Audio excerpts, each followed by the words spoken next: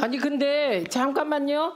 이거는 그 정보를 드릴게요. 이 김세환 전 사무총장은 선관위 사무총장님 이거 네. 알고 계셔야 될 것 같아요. 네네.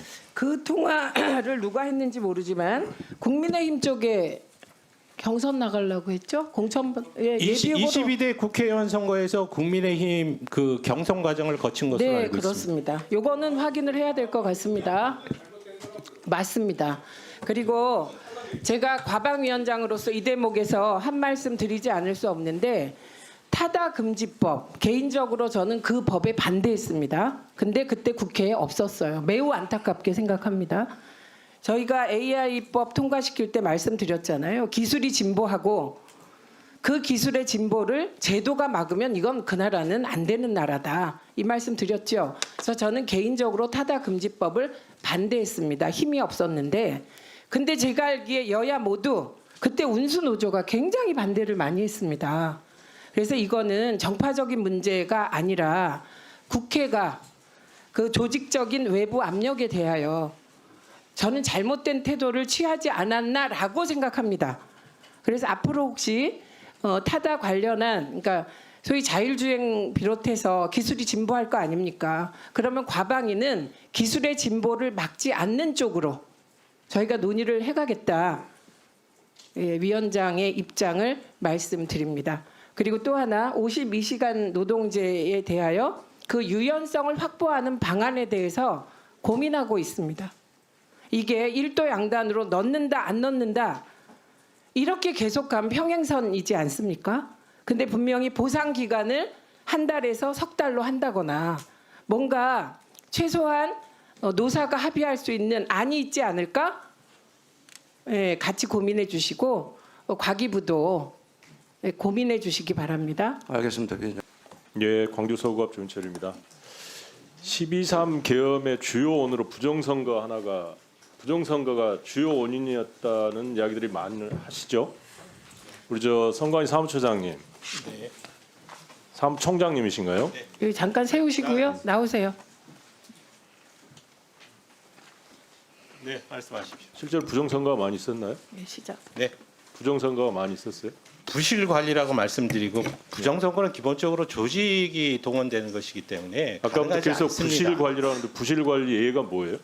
지금 말씀드린 대로 예를 들어서 21대 국회의원 선거에서 벌어졌던 일장기 투표지, 예. 그다음에 뭐 배치뉴 투표지, 뭐 정상적이지 그 간격이 다르다든가 이런 정상적인 투표지가 정상적인 형태의 투표지와 다른 투표지가 발견됐다는 겁니다. 그게 지금 직원 채용 비리하고 관련이 깊습니까?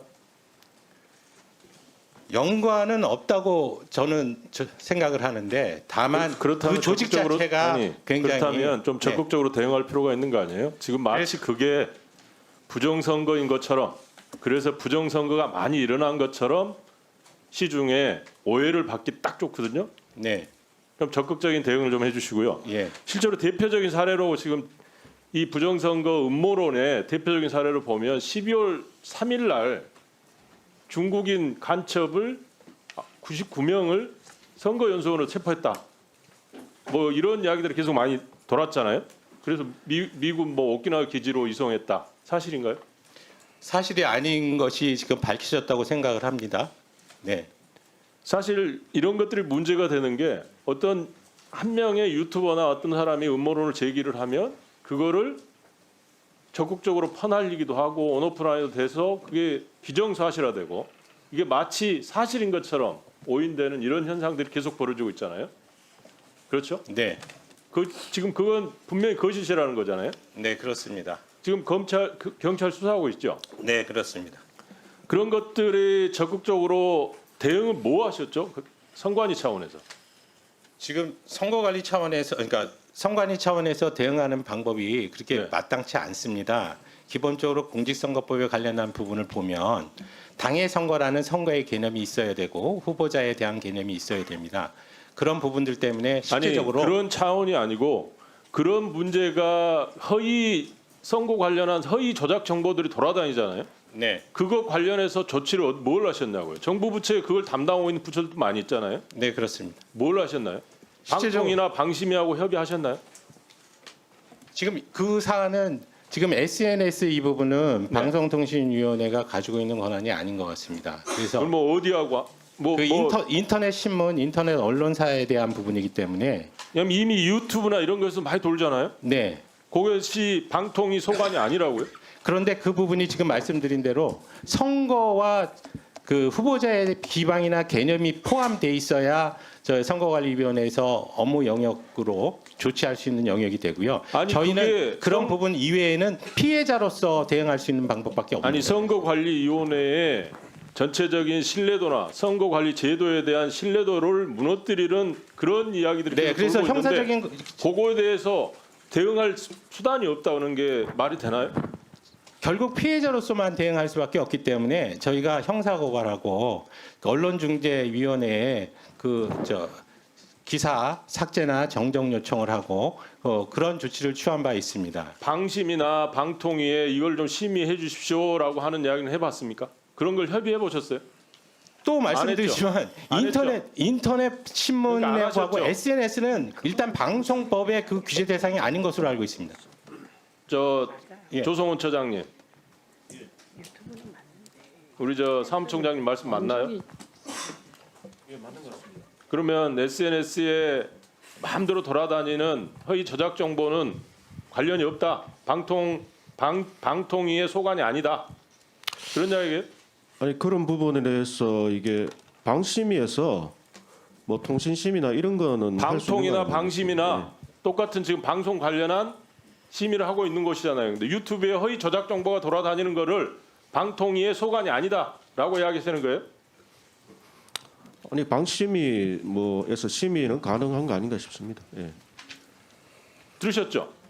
논리적으로 지금 다시 그 말씀을 드리는데 예. 이 부분은 법적으로 좀 정비할 필요가 있습니다. 개인 SNS 그 사업자에 대한 부분이 과연 이 방송통신법에서 얘기하는 방송업자에 해당하는지에 대한 부분은 제가 조금 봤는데 이게 문제가 있다는 겁니다. 예, 지금 예. 그래서 이 부분은 총장님. 자율적인 포털 총장님. 서비스에서 네. 총장님이 지금 법적인 제도 현재 제도 한에서도 아래서도 지금 할 수 있는 게 있어요. 지금 완벽하지는 않아요. 예, 그래서 제가 말씀드리지 그러면 그런 않았습니까? 부분에 대해서 조치를 하셨냐라고 네, 그래서 하는데 아무 형사적인 조치를 안 했다는 거예요. 고발이라든지 그다음에 언론 중립 결국은 저희가 가진 어떤 법적 조치를 취할 수 있는 권한이 없기 때문에 저희가 피해자 입장에서 그 조치를 취할 수 있는 내용만 강구해서 했다 그런 취지입니다. 네, 알겠습니다. 들어가십시오. 방심위 감사실장 나오셨나요? 세우세요. 제가 이것 관련해서 방심위에 자료 요청을 했더니 시작하세요. 방심위는 유튜브 내 사이버 레카 및 허위 조작 정보 등에 대해 위원회는 적극 대응하기에 노력하고 있다. 이런 답변이 왔고 아울러서 허위 조작 정보에 대해서는 법적 사회적 정의가 명확하게 합의되지 않은 상황이라 특정 유튜브에 대해서 우리가 모니터링도 할 수 없다. 이렇게 왔어요. 맞는 이야기예요?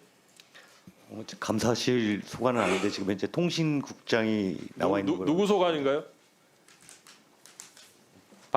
방심이 다른 분 안 나오셨어요? 잠깐 세우세요. 저 조인철 의원님, 네, 방심위 사무총장이나 통신국장을 나오라고 하고 들어가십시오. 그리고 이거 세워주고. 네. 사무처장 나오셨나요? 네, 통신심의 국장입니다. 잠시만요. 조인철 의원님, 네. 사무총장에게도 물으시겠습니까? 방심 사무총장 나오셨어요? 네, 나오셨습니다. 아 그래요? 명단이 없던데? 그래서 감사실장 부르는 건데? 예, 방심위 사무총장은 당연히 나와야 되기 때문에 증인 신청을 안 한 것입니다. 예, 그러면 방심위 사무총장 나와 계시죠? 예, 아니 나오세요. 사무총장이 그걸 파악 못하시면 어떡합니까? 예, 두 분께 질의하시면 되겠습니다. 자, 시작하시죠. 시작하면. 네. 자 명확하지 않아서 상황이어서 어떤 모니터링도 할 수 없다. 이런 답변이 왔어요. 맞는 이야기예요?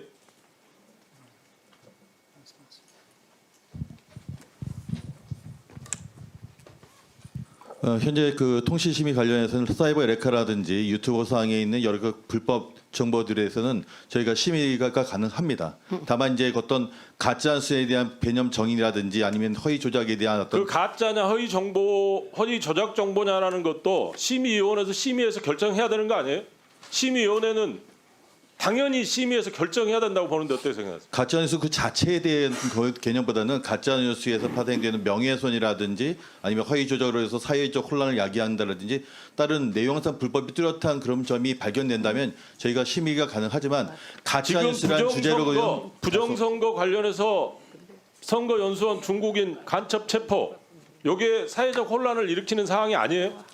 위원님 말씀은 어떤 건지는 알겠지만 이게 부정선거와 관련하여서는 현재 헌법재판소라든지 사법기관 등에서 조사가 이루어지고 있기 때문에 그에 앞서서 저희 심의위원회가 먼저 결정하거나 아니 의견을 판단하는 것은 조심스럽다는 입장을 가지고 있습니다.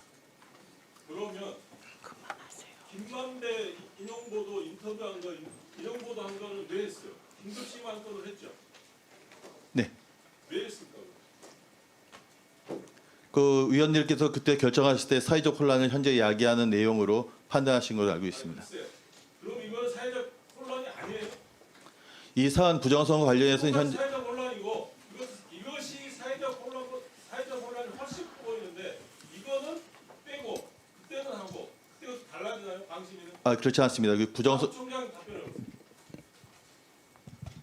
기본적으로 이런 판단은 심의위원들의 판단에 따릅니다. 그래서 그 당시에는 그렇게 판단을 하셨고 이번 사안과 관련해서는 현재 그걸 판단을 내릴 수 있는 수사나 사법기관의 조처가 먼저 선행돼야 된다고 실무자들은 판단하고 있습니다.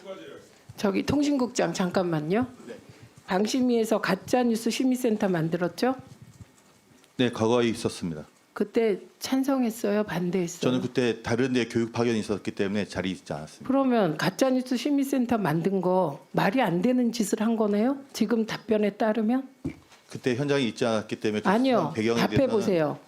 가짜뉴스 허위 조작 정보 규정이 없는데 어떻게 심의센터를 만듭니까? 일관되게 답변하세요. 말도 안 지금 그렇게 답변해야죠. 심의센터는 무리였다 이렇게. 그래야 쪼막한 답변이 일말의 신뢰라도 가지 않겠습니까? 들어가시고요. 그렇게 답변하시면 안 돼요. 그 지금 박준건 의원 질의하기 전에 박문진 자료 받아들였습니까? 박준건 의원님 자료 받으셨어요? 좀 아까 자료 요청하셨잖아요. 아니요, MBC가 아니라 제가 그거는 방통위가 받아서 드려야 된다. 지금 방문진에 요청을 해놓은 상태입니다. 네, 언제 준대요? 그냥 요청해놓고 하세월로 기다립니까? 박준건 의원님 질의가 9번이면 그 전에 받아들여야 되는 거 아니에요? 협조 좀 하십시오. 박준건 의원님 자료가 필요한데 그건 받고 오후에 하셔. 네, 그렇게 하십시오. 로서 한 말씀 드리겠습니다. 지금 민주당의 이진숙 탄핵이 사기 탄핵이라는 표현이 나왔습니다. 이와 관련하여 헌재가 1월 23일 8명 전원의 의결로 국회의 탄핵 소추는 적법하다 이렇게 판단했다는 점을 알려드리며 그 용어는 대단히 부적절하다 이렇게 바로잡아 드립니다. 그리고 네, 제가 바로 잡겠습니다. 잠깐만요. 그리고 이진숙 증인, 이진숙 위원장, 예. 직무정지 기간 중에 월급 받았죠? 예. 얼마 받았습니까 한 달에? 다시 말씀해 못 들었습니다. 직무정지 기간 중에 월급 받았죠? 예. 한 달에 얼마쯤 받습니까? 제가 한번 파악하고 알려드리겠습니다. 이혜민 의원님 질의하십시오. 네, 조국혁신당 이혜미입니다. 이현주 방심위 사무총장님 준비를 좀 해주십시오. 다 할 거라고. 네, 오늘 부정선거 음모론 얘기 많이 나오고 있어요. 저는 앞으로 다가오는 일정에 대한 선거 방송의 공정성, 그 역할에 대한 이야기를 짚고 싶습니다. 좀 전에 방통위도 그리고 선관위에서도 이에 대한 중요성 동의를 해주셨고요. 선거가 이뤄지게 되면 선거방송은 유권자가 여론조사 결과를 획득을 하고 후보자 토론회도 보고 전문가들 뭐 여러 가지 대담도 만들어지고 민주주의 꽃이라 불린 선거에서 정말 중요한 역할을 담당을 하고 있죠. 다가오는 중요한 선거 때문에요. 저는 선거 방송이 과연 현재 공정한 환경에서 국민께 전달될 수 있을까 깊은 우려가 있고요. 선거 방송 뒤에서 일어나는 일을 오늘 이야기를 좀 하고 싶습니다. 선거 방송은 선거방송심의위원회의 제재를 받게 됩니다. 그렇죠? 그렇습니다. 선방심의가 중징계인 법정 제재 방송사에 내리면 방송사 제허가 재승인 감점 사유까지 되죠. 네.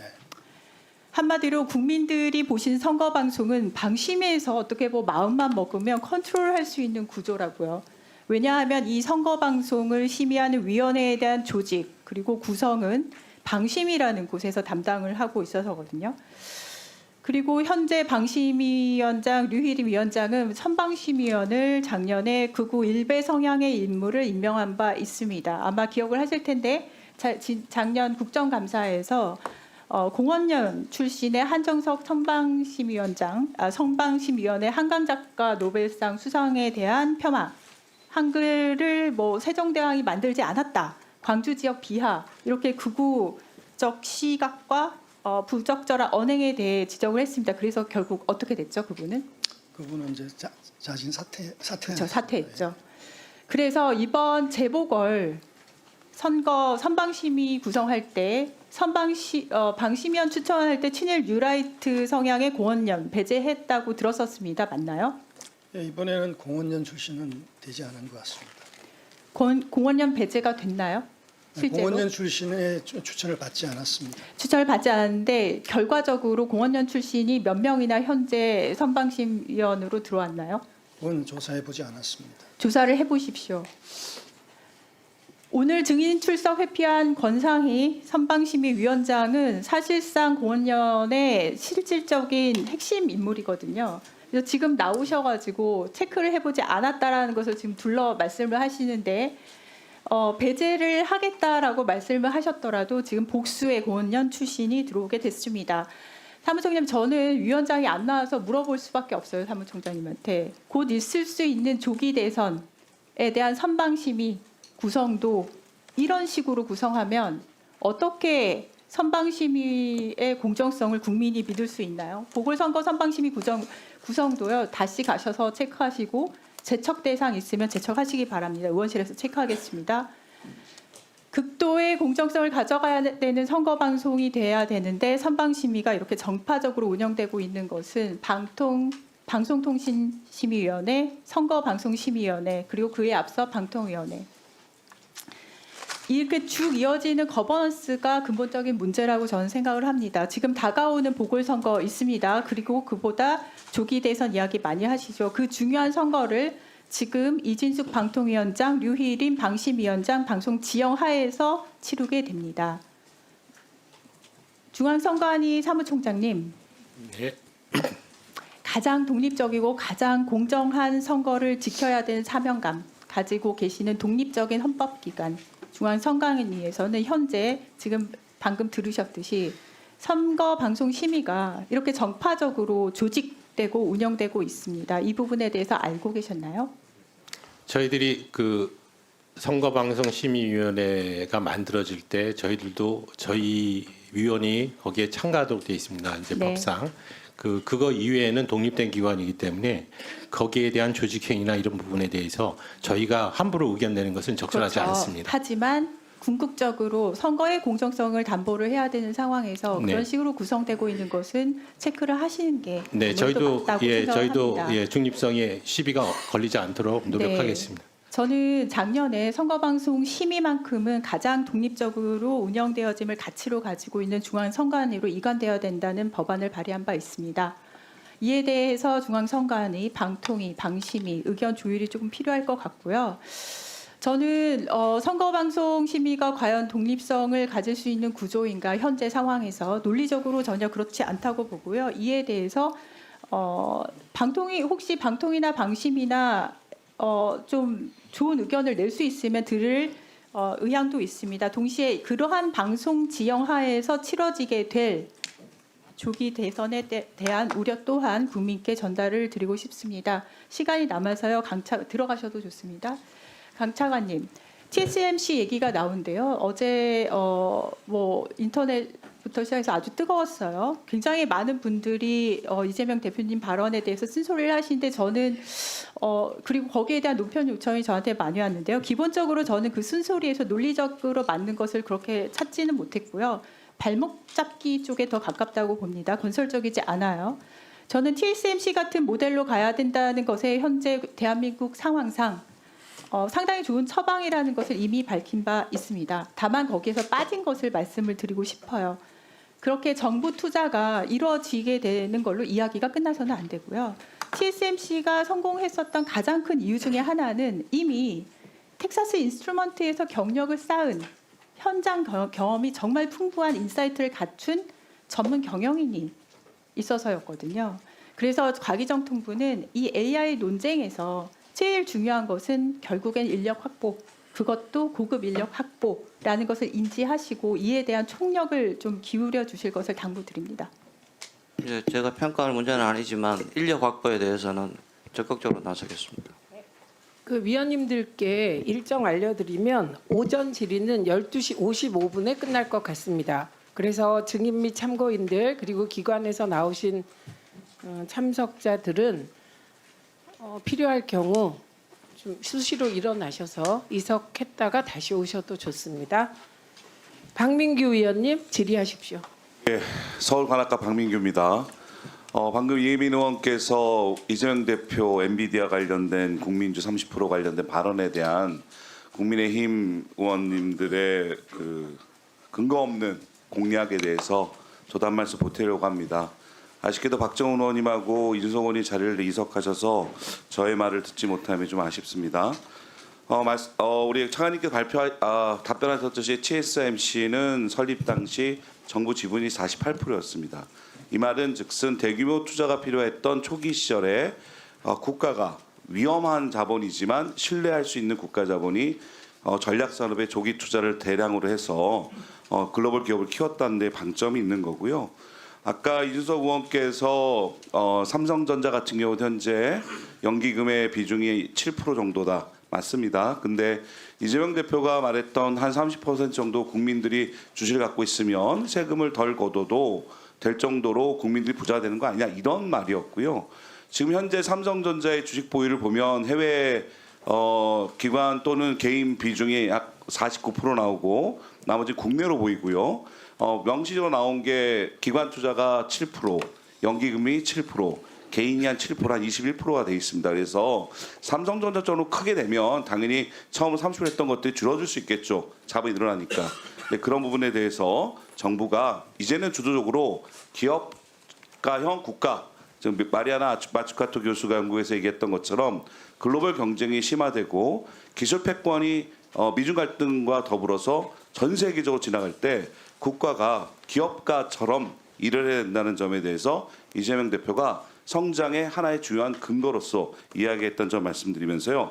하나 아쉬운 거는 국민의힘의 전신인 한나라당이 매번 이렇게 민주당이 경정책을 잘하면 칭찬하고 대안을 갖고 토냈으면 좋겠는데 반복적으로 덜씌우기를 합니다. 예를 들면 우리 노무현 정부 때 국부펀드 한국투자공사를 설립하려고 노력했을 때 그 당시 한나라당은 국회에서 외환보유고를 보유액을 달러 가지고 투기잡을 만든다 이렇게 공격했지만 그 한국투자공사는 지난 10여년의 지난 동안 누적 130조의 누적 수익금을 올린 기관으로 성장했습니다. 또한 노무현 정부에서 연금개혁을 유일하게 했었는데 그때 또 하나의 우리 기금의 운용 수익을 높이기 위해서 그동안 채권의 비중이 너무 높았고 주식 비중이 10%도 안 됐기 때문에 중장기적인 수익률 보장을 위해서는 연기금이 비록 위험이 있을 수 있지만 안정적으로 투자하는 전제로 주식 투자에도 높여야 된다라고 방향을 전했더니 아니 기금 연기금 사회주의다 이렇게 공격했던 정당이 국힘의 전신인 한나라당입니다.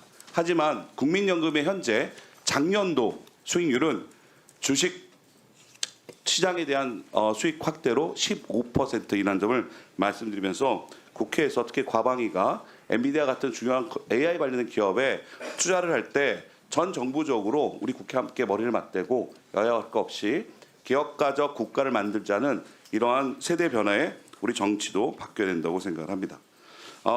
참고인 중에 퓨리오사 AI 대표님, 백준 대표님 좀 나와주시겠어요?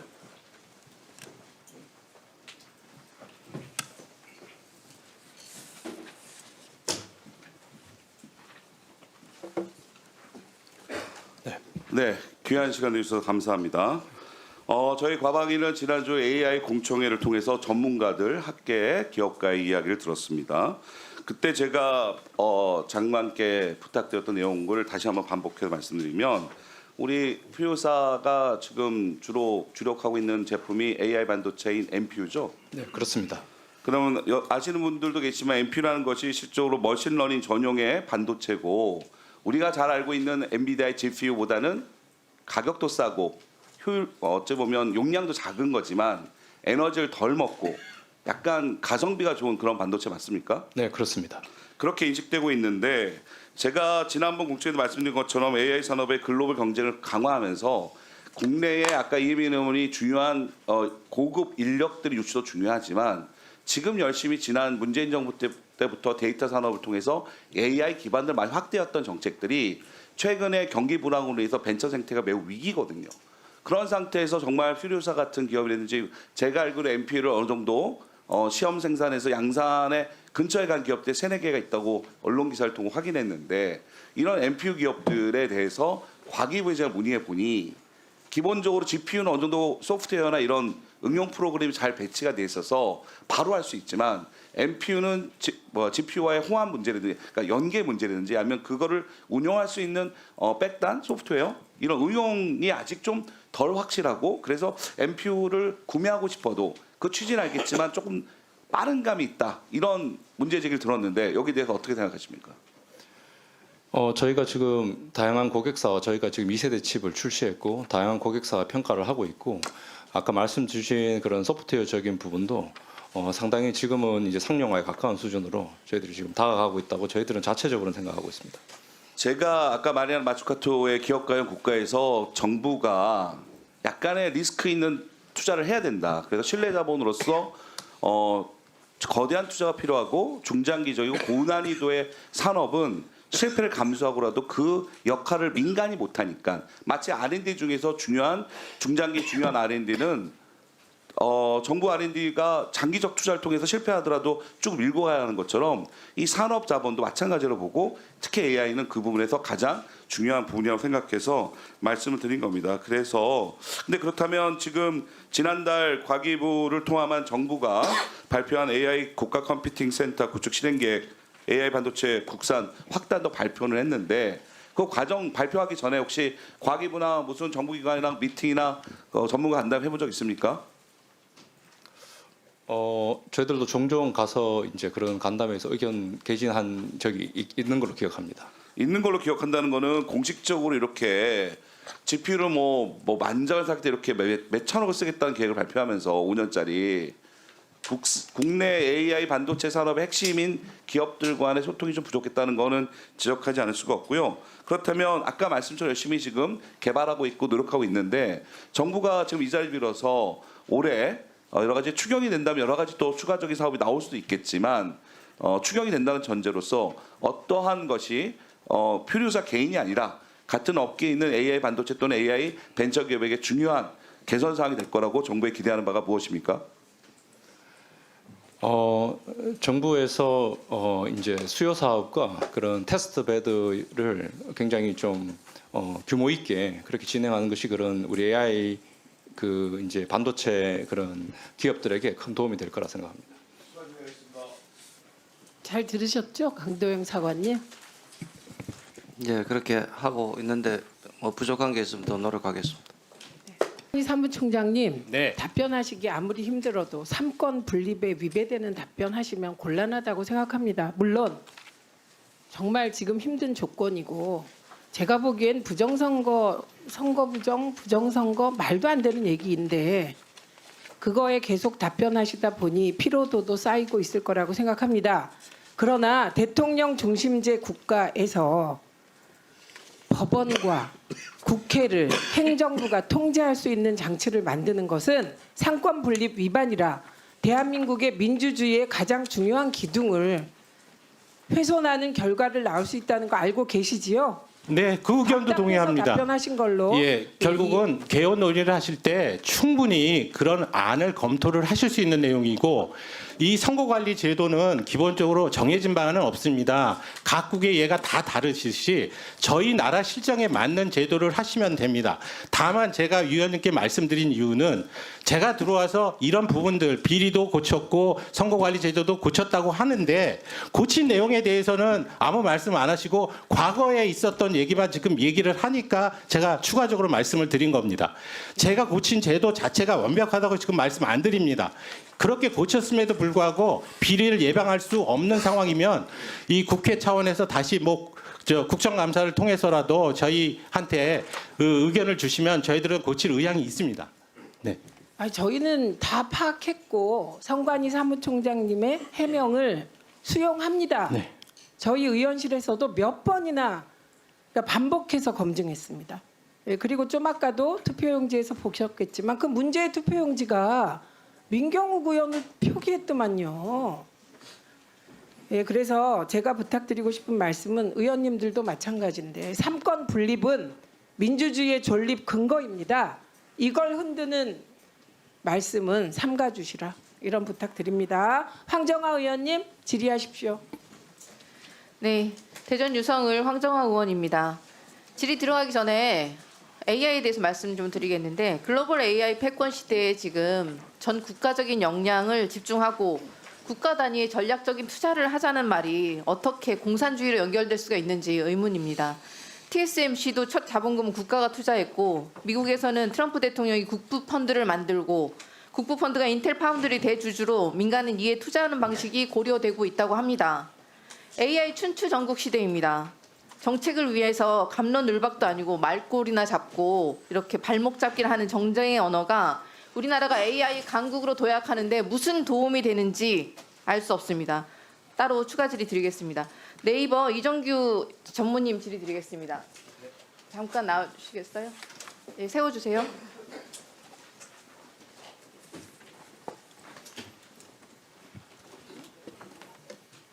네, 전무님. 서부지법 폭동 사태 기억하십니까? 네, 뉴스로 접한 적 있습니다. 네. 법원의 판결에 불만을 품은 불법 시위대들이 법원 문을 부수고 들어가서 판사를 색출하겠다면서 경찰은 물론이고 민간인, 기자한테까지 폭력을 휘두른 천인공노할 폭동이었습니다. 대한민국에 살면서 법원을 타겟으로 한 이런 폭동을 보신 적이 있으십니까?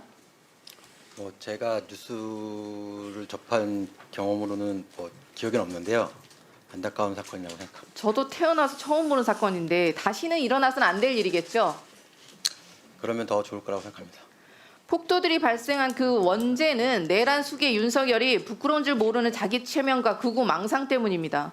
공론 장애 역할을 담당하면서 독과점적 지위를 향유하고 있는 이 플랫폼들 역시 그 책임에서 벗어나기는 어렵다고 보이는데 극단적 세력들의 지금 좌표 찍기로 여론이 조작되고 공론 장이 오염되면서 극단적인 주장이 또 다른 극단적 사상을 산파하는 일종의 어뷰징 행위가 계속 지속되고 있는데 네이버는 손을 놓고 있는 상황입니다. 네이버가 제공하고 있는 서비스가 오염되고 있는데 강 건너 불구경하듯 바라만 보고 있다는 비판이 끊이지 않고 있습니다. 네이버는 기사 서비스를 제공하면서 이익이 크지 않다고 항변하는데 플랫폼 기업들의 그 특성상 서비스 이용자들 자체가 기업자의 자산 아닙니까? 네이버가 쇼핑 서비스 등의 이윤을 남기는 모든 서비스들에 활용되는 기초 자산이지 않습니까? 네, 의원님 말씀대로 네이버를 이용해 주시는 분들이 저희 자산인 것은 분명하고요. 다만 말씀 주신 대로 그런 부분들에 대해서는 좀 더 고민을 더 해야 된다고 생각합니다. 네. 극단적 세력들도 자신들의 돈벌이 활용될 수가 있으니 플랫폼 자체가 오염되고 있는데 네이버가 가만둔다는 그 비판에 대해서 뼈저리게 느끼셔야 할 것 같습니다. 오죽하면 네이버가 극단적 세력들과 공생한다는 얘기까지가 나오겠습니까? 이렇게 썩어 골마가는 서비스가 지속 가능할 수 있다고 생각하십니까? 말씀 주신 것처럼 이제 좌표 찍기나 이런 부분들 저희가 매크로로 기술적 대응을 하고 있는데 이제 개인들이 참여하는 것들을 기술적으로 또 정책적으로 잡아내는데 한계가 있다는 점 말씀드리고 동시에 이제 댓글이 공론화 장이면서 동시에 그런 부분에 대한 부작용이 잘못 활용될 경우에 있다는 점도 충분히 공감하고 있습니다. 그래서 이런 부분들 지적을 겸허하게 듣고 고쳐 나갈 수 있도록 하겠습니다. 과거에 좌표찍기와 같은 행태가 여론의 결집력을 보여주기 위한 공론화의 수단으로 사용되었다면 지금은 여론을 조작하고 공론장을 오염시키는 악의적 수단으로 활용되고 있습니다. 예를 들면 완전 무결하게 명명백백히 가짜뉴스로 판명된 선관위의 선거연수원 중국인 간첩 99명 체포설, 주한미군 미국 국방부 선관위에 더해 우리나라 국방부마저 완전히 허위라는 점을 확인해 주었습니다. 더 재미있는 건 가짜뉴스의 취재원이 망상에 빠진 유튜버였다는 사실입니다. 아무런 근거조차 없는 가짜뉴스인데 어떻게 되었습니까? 네이버 댓글 곳곳마다 극우 세력들의 좌표 찍히고 중국 간첩이 부정선거를 일으켰다는 등 민주주의 시스템 자체를 붕괴시키려는 시도가 버젓이 벌어졌습니다. 국민의힘 갤러리, 신남성연대 등에서 화력 지원을 요청을 하면서 기존에 있던 댓글들이 보시는 것처럼 갈아치워지고 가짜뉴스로 도배가 되는 현상이 지금도 반복되고 있습니다. 더 큰 문제점은 단순히 가짜뉴스를 퍼뜨리면서 공론장을 오염시키는 수준을 넘어서 우리 사회를 극단으로 분열시키고 반대편은 무조건 척살해야 될 대상으로 낙인 찍고 있다는 것입니다. 배급견, 좌파들이 매국노, 중국 공산족들 한국 피멍 이런 극단적인 댓글들이 대다수 국민의 의견을 반영하고 있는 것입니까? 전무님 어떻게 생각하세요? 이제 공론에 작용하는 측면이 있는 반면에 부작용도 있는 면이 있는데요. 그래서 네이버는 종합적인 판단을 통해서 언론사가 댓글에 이제 기능을 온오프할 수 있는 기능을 선택제를 제공을 한 바 있습니다. 물론 이제 네이버의 책임도 더 중요해지는 것은 말씀 주신 대로 사실이고요. 그래서 이제 이런 사회적 참사나 또는 좌표찍기와 같은 것들에 대한 댓글 트래픽 어뷰징, 악성 댓글 어뷰징 트래픽이 감지되면 언론에 전달해서 언론들이 그런 것들을 종합적으로 운영 방침에 따라 판단할 수 있도록 저희가 기능 개선을 서두르고 있습니다. 네, 맞습니다. 창과 방패의 싸움은 오늘도 지금 계속되고 있는 것으로 알고 있는데 네이버에서 저희 의원실에서 공론장 오염의 심각성을 인지하고 기사들의 좌표 찍기 같은 일종의 트래픽 급증, 어뷰징적인 행태가 발생하면 언론들의 통제하는 기능을 개발하겠다고 밝혔습니다. 늦었지만 상황의 심각성을 인지한 점은 다행입니다. 그런데 언론의 좌표가 찍혔다고 통지만 한다고 여론 조작이 방지가 되는 것은 아니겠죠. 그래서 저희 의원실에서 네이버에 요청을 했습니다. 무슨 요청을 드렸는지 알고 계시죠? 네, 들었습니다. 네. 네이버가 무엇이 가짜 뉴스인지 판별하고 좌표 찍기 자체를 금지시키라는 것이 아니라 기사를 보는 대중이 직접 판단하게 하자.